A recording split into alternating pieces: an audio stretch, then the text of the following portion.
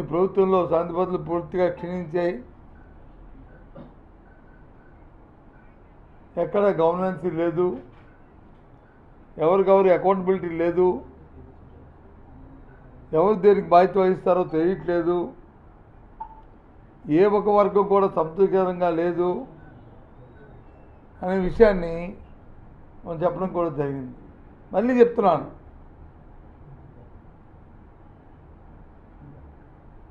ఇవాళ వచ్చి రాష్ట్రంలో కడప జిల్లాలో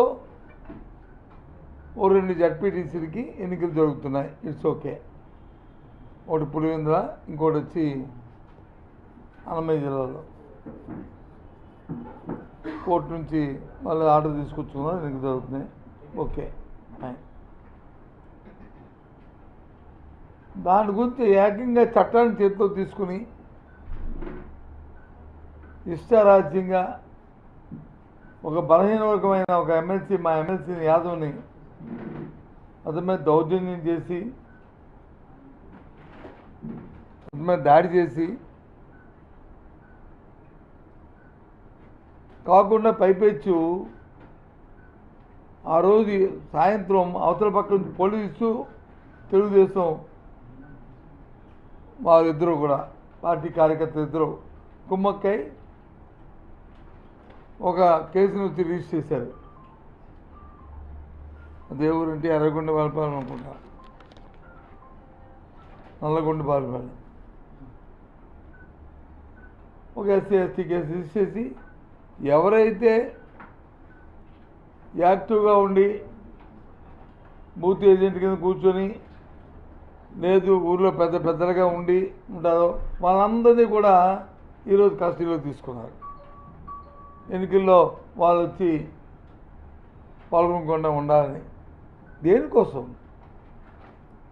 ఒక జడ్పీటీసీ ఎన్నికల కోసం ఇంత అరాచకం చేయవలసిన అవసరం ఉన్నదా చంద్రబాబు నాయుడు గారు? ఇది ప్రజాస్వామ్యమా? అసలు ఎన్నికల కమిషన్ కూడా అందుకే నిన్న కూడా అడిగాం, ఇవాళ కూడా అడిగాం. ఎన్నికల ప్రక్రియ ప్రారంభమైన తర్వాత, నామినేషన్ ప్రక్రియ ప్రారంభమైన తర్వాత పోలింగ్ స్టేషన్ మార్చే కార్యక్రమం ఎక్కడ ఉందండి?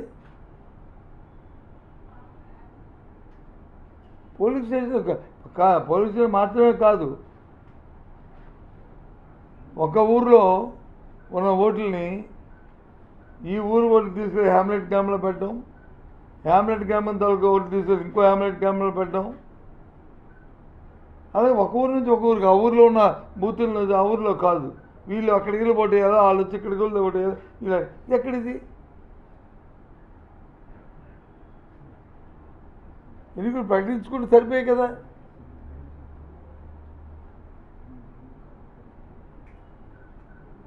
మరి కోర్టుకు పోయింది మీరే కదా ఎన్నికలు పెట్టాలని. దేనికోసం? ఏదో సాధించేసాం, అమ్మ పులివెందులో జడ్పీటీసీకి వెళ్తేస్తే ఏదో అన్నపైన ప్రమాణం అయిపోతుంది అని చూపెట్టాలని ఆలోచన చేసి ఎన్ని వంకరలు తిరిగినా, ఎన్ని తలకైన తపస్సు చేసినా అది జరగదు. మీరు ఎన్ని కొత్తంతాలు చేసినా. కానీ ఇది కరెక్ట్ సాంప్రదాయం కాదు.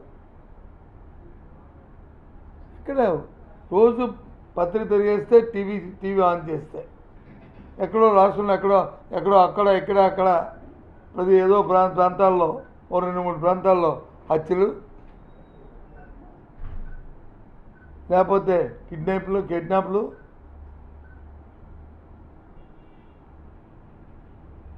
లేకపోతే కొత్తగా వచ్చిన కల్చర్ మన రాష్ట్రానికి డ్రగ్స్. ఇంతకుముందు ఎప్పుడు లేదు. ఏదో అదో ఉంటే కింద మీద ఉంటే ఏదో ఎక్కువగా తాగి పడిపోవడమో, లేకపోతే ఏ గంజాయినో అనేది ఉండేది. కానీ డ్రగ్స్ అనేది ఇప్పుడు డ్రగ్స్. ఇప్పుడు ఈ రాష్ట్రంలో ఉన్న పరిస్థితులు అది.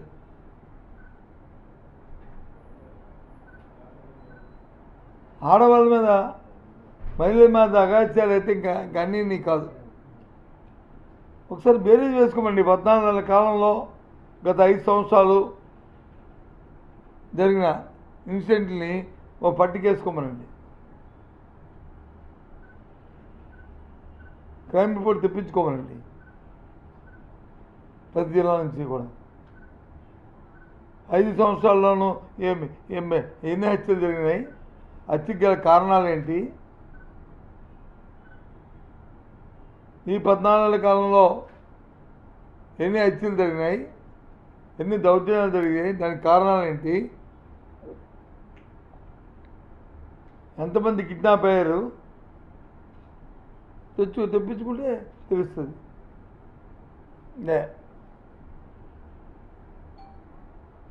ఎంతసేపు ముఖ్యమంత్రి గారు మాట్లాడతారు, చెప్పిందే చెప్పరా, ఏదో మన ఊరికి సామెత ఉంది కదా,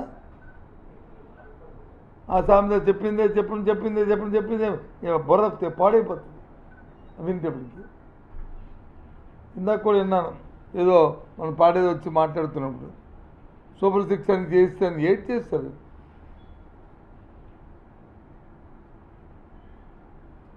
ఏం చేస్తారు?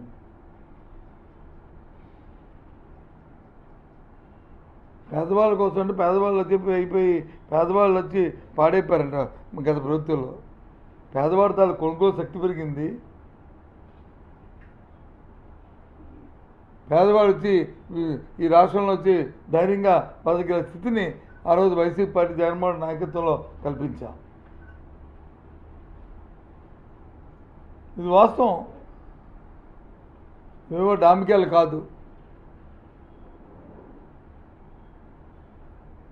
ఇంకా ఈ మాటలు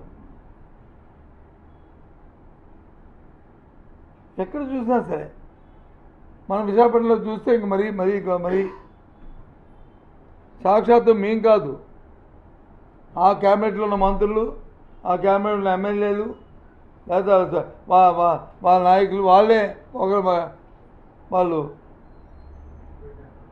రాస్తున్న లేఖలు కానీ, లేదు చేస్తున్న ఫిర్యాదులు కానీ, మాట్లాడుతున్న భాష్యం కానీ, ఇంటర్నల్గా ఎక్స్టర్నల్గా ఏ రకంగా దోపిడీ జరుగుతుందో.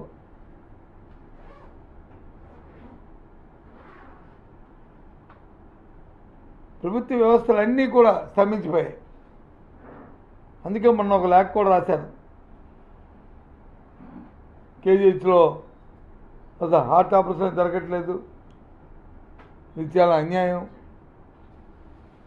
ఇటువంటి దుర్బలమైన పరిస్థితి ఎప్పుడు మా ప్రాంతంలో జరగలేదు, ఇది చాలా ప్రతిష్టాకరమైన హాస్పిటల్, దయచేసి దాన్ని పునరుద్ధరించండి, దృష్టి పెట్టండి అని చెప్పి అడిగాను.